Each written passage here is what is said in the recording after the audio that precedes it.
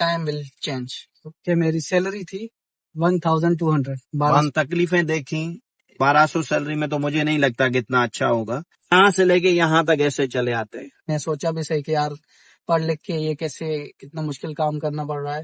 मेरी सिलेक्शन जो थी वो पाकिस्तान से ही हुई थी। लाहौर में इंटरव्यू हुए थे मेरे, 1200 दिरहम। पाकिस्तान से अगर कोई अप्लाई करना चाहे तो वो लिंक्डइन जीरो से हीरो तक का सफर कैसे मुमकिन किया? मैं जो हूँ टेक्निकल सेल्स मैनेजर हूँ एक। तो तब हमारे एरिया में कोई स्टडी का रुझान नहीं था। सिर्फ नौकरी के लिए जरूरी नहीं है, तालीम जो है इंसान को इंसान बनाती है।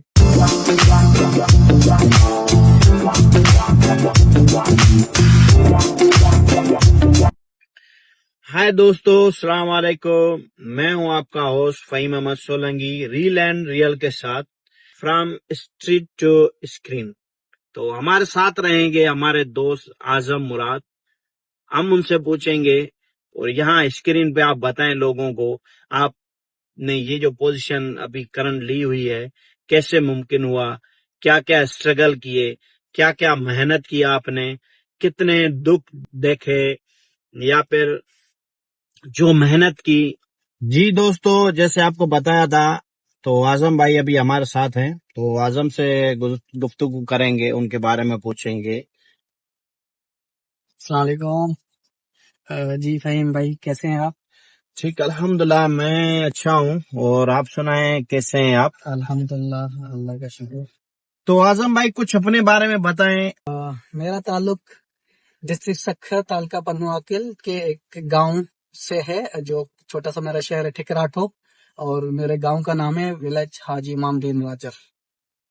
तो यूएई में कब आए, कैसे स्टार्ट किया आपने? जी फहीम भाई, मैं यूएई में 2015 में आया और ऑलमोस्ट 10 इयर्स होने वाले मुझे यूएई में। मेरी सिलेक्शन जो थी वो पाकिस्तान से ही हुई थी। एक यहाँ की बहुत बड़ी कंपनी है इनर प्लास्टिक, जो कि लाहौर में इंटरव्यू हुए थे मेरे, वहां से सिलेक्शन हुई थी। और मैं as a plant operator, as a machine operator मैं यहाँ पे आया था फर्स्ट टाइम, जबकि मेरी सैलरी थी 1200, 1200 दिरहम। 1200 दरम में स्टार्टिंग की थी मैंने आपने? स्टार्ट किया था। वाह। और उसके बाद मैंने वहां पे ऑलमोस्ट 1 साल काम किया था जी। काम सीखा मैंने, machine operating, packing, like machine operator का काम आपको पता है कि जी। कैसे होता है, लाइक हेल्पर। तो जी। मेहनत में कोई वो आर नहीं है, मेहनत में कोई ऐब नहीं है। इंसान कभी भी कहीं से स्टार्ट ले सकता है। तो मैं तो वो जो टाइम पीरियड था एज अ लाइक एक प्लेटफॉर्म समझता हूँ। एक मुझे यूएई में एक प्लेटफॉर्म मिला, जिसकी वजह से मैं आज जो कुछ हूँ शायद इनर प्लास्टिक की वजह से हूँ।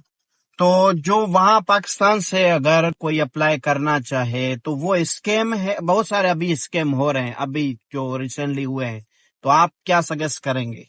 बेसिकली मैं जो भी न्यू पाकिस्तान से जॉब सीकर्स हैं उनको ये कहूंगा कि सबसे पहले तो वो जो यूएई के ऑथेंटिक जो प्लेटफॉर्म है वहां से ट्राई करें, ऑनलाइन अप्लाई करें उन्हीं पे, लाइक नौकरी गल्फ हो गया, इंडीड हो गया, डुबिजेल हो गया, एंड लिंक्डइन।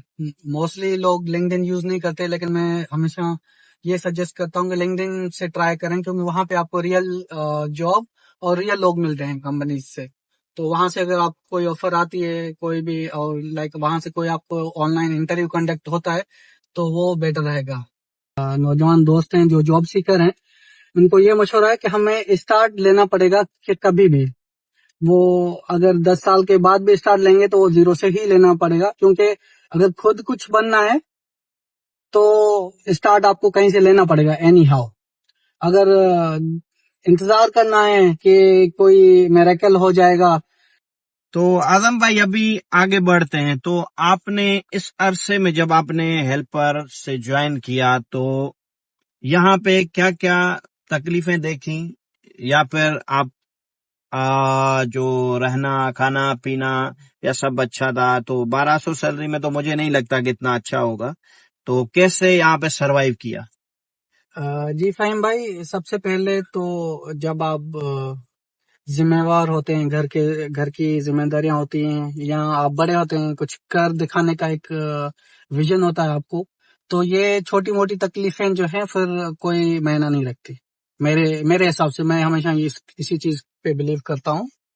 तो ऑफ कोर्स हर्डल था, बहुत डिफिकल्ट टाइम था, यहाँ पे कोई नहीं था जानने वाला। और एक स्टूडेंट लाइफ से डायरेक्ट आके आपको मुशक्कत वाला काम भी करना पड़ा। लेकिन अल्हम्दुलिल्लाह कभी हिम्मत नहीं हारी। ऑफ कोर्स हर्डल बहुत आए, तकलीफें आई। कभी मन ने सोचा भी सही कि यार पढ़ लिख के ये कैसे इतना मुश्किल काम करना पड़ रहा है। लेकिन जो प्लान थे, जो गोल थे, वो ये थे कि हमेशा ये वक्त नहीं रहेगा, टाइम विल चेंज।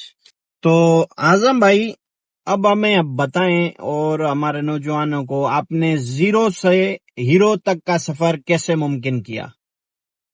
जी फहीम भाई, अभी हीरो बनने के लिए बहुत टाइम रिक्वायर्ड है। अभी मेरा लर्निंग पीरियड है। अभी मैं समझता हूँ कि बहुत आगे बढ़ना है। बहुत से गोल्स हैं, बहुत से ड्रीम्स हैं जो अभी मैंने अचीव करने हैं। भाई अल्हम्दुलिल्लाह, अल्लाह ने बहुत नवाजा है मुझे। हर मुकाम पे एक मुझे अचीवमेंट्स मिली हैं। जैसा कि मैंने बोला कि हेल्पर से मैंने स्टार्ट किया था। अभी मैं टेक्निकल सेल्स मैनेजर हूँ एक माशाल्लाह, कैनेडियन कंपनी में, माशाल्लाह। अल्हम्दुलिल्लाह। तो ये मेरी 5वीं कंपनी है। 10 साल के माशाल्लाह। पीरियड में मैंने 5 जॉब स्विच की हैं, जो कि बहुत मुश्किल काम है, क्योंकि आपको अचीव ये सारा करना। तो हेल्पर से फिर मैं प्रोडक्शन सुपरवाइजर बना एक और चाइनीज कंपनी में। वहां से फिर मैं जो है production manager, production planning manager बना एक कंस्ट्रक्शन केमिकल कंपनी में। वहां से फिर मैं जो है क्यूएचएससी मैनेजर बना एक फूड की कंपनी में, वो भी कैनेडियन बेस्ड कंपनी थी। एंड देन अभी मैं जो हूँ टेक्निकल सेल्स मैनेजर हूँ एक ये भी कनाडा की, ओनर कनाडा के हैं। एक बहुत बड़ी कंपनी है, बहुत बड़ा फर्म है, अल्हम्दुलिल्लाह, जहाँ पे मैं अभी करंटली जॉब कर रहा हूँ।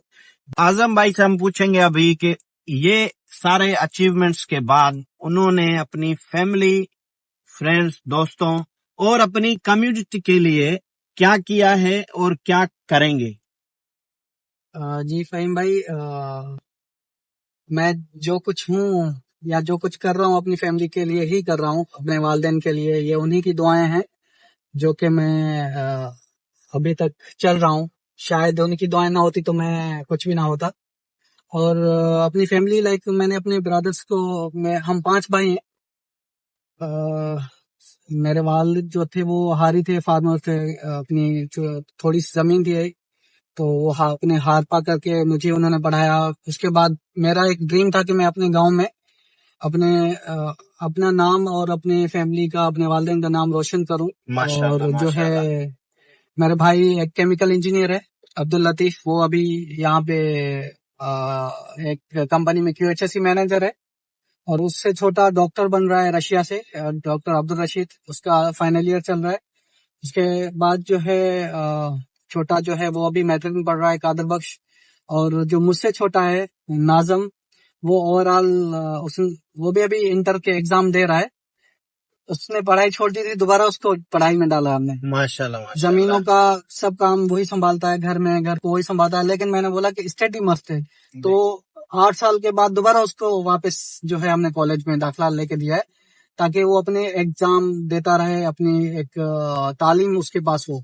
ओके, ये तो फैमिली हो गई ना, ये तो फैमिली का तो सब पे ऊपर फर्ज है। तो एक बंदा रहता है हर फैमिली में जो रिस्पॉन्सिबल होता है पूरे अपनी खानदान में, मतलब खानदान मतलब जैसे अरेंज फैमिली हमारा हम लोग की होती है। ओके, ये हो गया माँ बाप भाई, ये सब तो अरेंज फैमिली हो गई। अभी आते हैं दूसरा, दोस्त, अपनी कम्युनिटी, अपने इलाके के लिए कुछ ऐसा कुछ किया आपने स्पेशल? जी फहीम भाई, आई थिंक जब मैंने स्टार्ट किया था स्टडी का, तब शायद चंद एक दो दोस्त जो थे हमारे, हम पढ़ते थे। और हमारे वालिदैन को लोग कहते थे ये कौन सा नौकरियां लेंगे, ये करेंगे वो करेंगे। तो तब हमारे एरिया में कोई स्टडी का रुझान नहीं था, लोग नहीं पढ़ाते थे अपने बेटों को, बच्चियों को। तो जब से मैंने स्टार्ट लिया, अब अल्हम्दुलिल्लाह हमारे गांव के लड़के इंजीनियर्स बन रहे हैं, डॉक्टर्स बन रहे हैं, इवन के जो मेरे गांव की बच्चियां हैं अल्हम्दुलिल्लाह अब वो पढ़ रही हैं। जो डिजिटल मार्केटिंग चल रही ना, अभी तो साइंस पे लोग आ गए। यहाँ पे देखिए, आपने देखा होगा दुबई में रोबोटिक सिस्टम होने जा रहा है पूरा, और आने वाले दिनों में ये एयर टैक्सी वगैरह स्टार्ट हो रहे हैं बहुत सारे।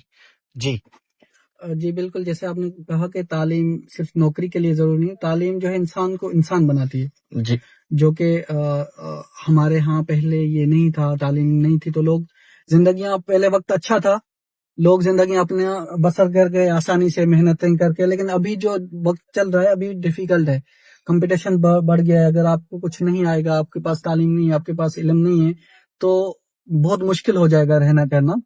तो इसी वजह से, लेकिन अब अल्हम्दुलिल्लाह लोग पढ़ा रहे हैं बच्चों को अपने को, हमारे गांव में लोग आगे आईबीए में बच्चे पढ़ रहे हैं, कराची में कराची तक बच्चे हमारे छोटे छोटे पढ़ रहे हैं, वहां पे रह रहे हैं हॉस्टल्स में।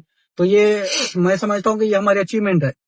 जब हमें देख के लोग कुछ सबक सीखते हैं तो ये मैं इसी को अचीवमेंट कहता हूँ अपनी, कि जो आपसे कुछ लोग देख के आपको कुछ अच्छा अगर करते हैं तो ये इससे बढ़कर कोई अचीवमेंट नहीं। यहाँ पे तकरीबन, अगर एग्जैक्ट नंबर नहीं, अपने दोस्त या कम्युनिटी के लोगों को जॉब पे लगवाया? यार मैं कहूंगा कि ये कोई मेरा कारनामा नहीं है, बस उनका लिखा था रिस्क यहाँ पे, कोशिश मैंने जरूर की। मेरे बहुत से दोस्त हैं जो कि अभी जॉब कर रहे हैं यहाँ पे, तकरीबन आई थिंक कोई 8 से 10 दोस्त हैं जिनको मैंने रेफर किया मैं अपने दोस्तों के थ्रू, वो अब अल्हम्दुलिल्लाह वेल सेटल्ड हैं।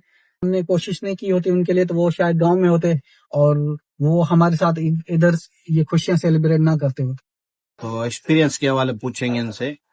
खाना खाने के बाद थोड़ा पेट पूजा जरूरी है। स्कैम से कैसे बचें? वो स्कैम से बचने के लिए यह है कि मोस्टली यहाँ पे लोग जो है आपको झांसा देंगे कि हम आपको नौकरी लेके दे रहे हैं, दरअसल वो होती नहीं, वो उनके अपने ही लोग कहीं ना कहीं बैठे होंगे, आपको इंटरव्यू तक कंडक्ट करवा देंगे, लेकिन बाद में बोलेंगे कि आप उस जो पोस्ट के लिए सूटेबल नहीं थे, लेकिन आपसे पहले पैसे वो ले लेंगे।